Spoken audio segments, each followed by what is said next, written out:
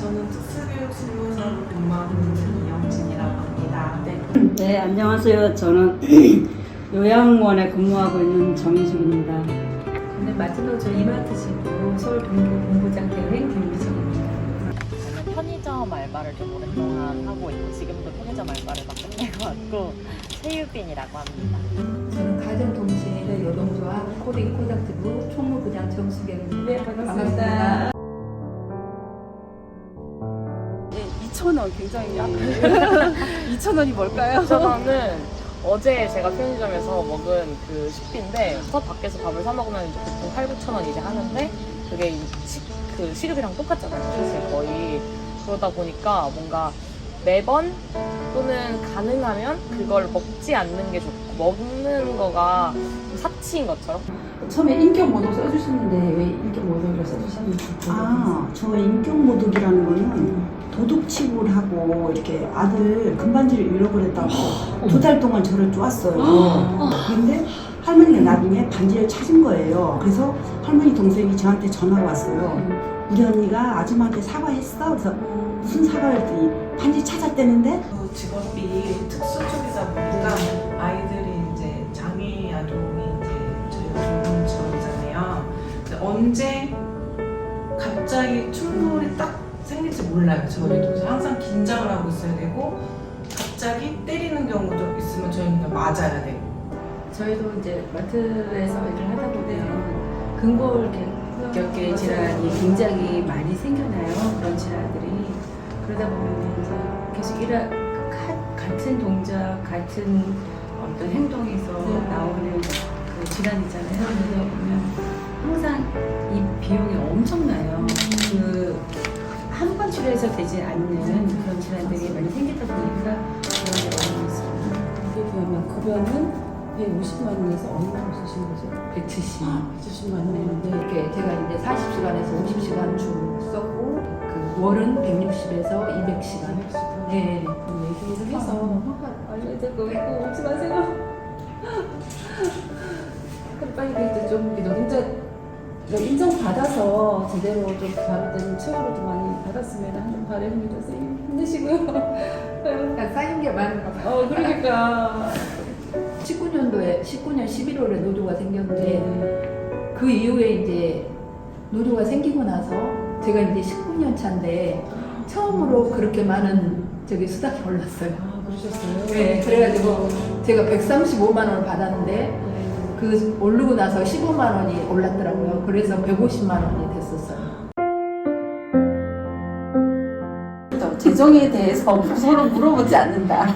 네, 저희는 지금 한 달에 그 100 오늘 문자가 왔는데 130만 원? 140만 원 가량 이제 대출 상환이 나가는데 원리금으로. 근데 이제 이렇게 해서는 안 되겠다 해가지고 한번 가끔 물어봐요. 우리 뭐 하는 것도 없지? 그럼 우리 늙으면은 어떻게 사나? 그러면은 남편이 입을 꽉 다물고 눈만 깜빡거리고 벌써 대화를 안 하려고 그래요. 그냥 바로 담배 피러 나가고.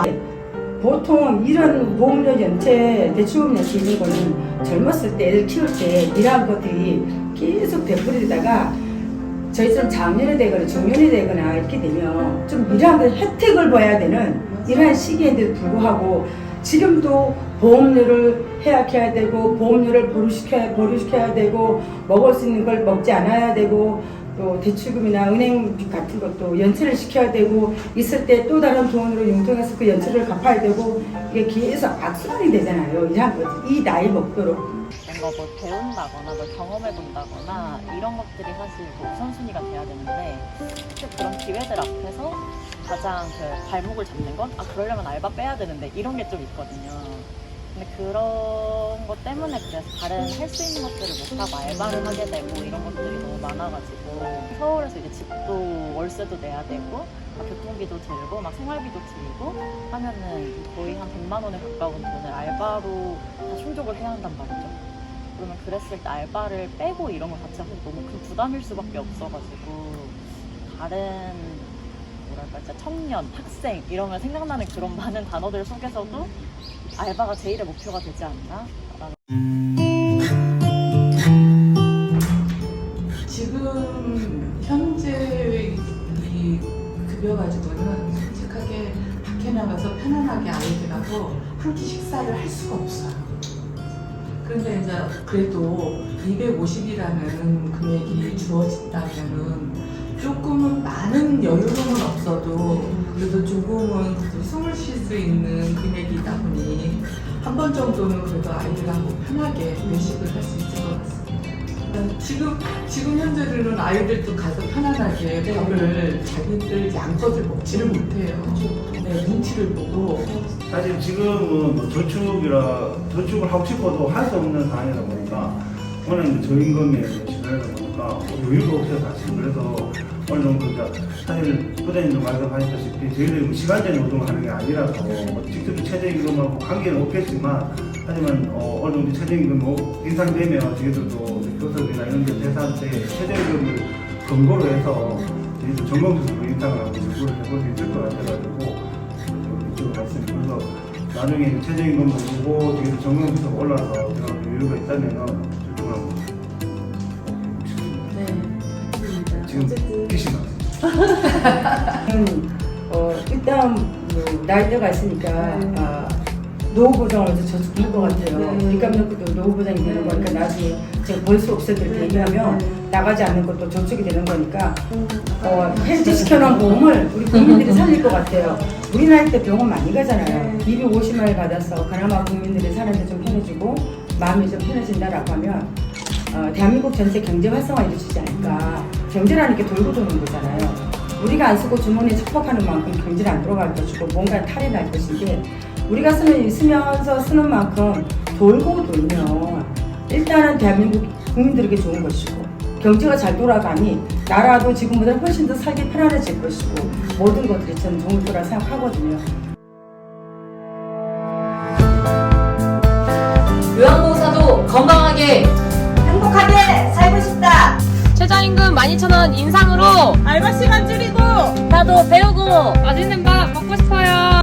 마트 노동자가 행복한 세상, 노동이 존중받는 세상, 학교 비정규직 노동자도 인간답게 살고 싶다. 특수고용 노동자도 당당한 노동자다. 최저임금 12,000원 인상. 최저임금 12,000원 인상. 최저임금 12,000원 이상 함께 만들어요. 와!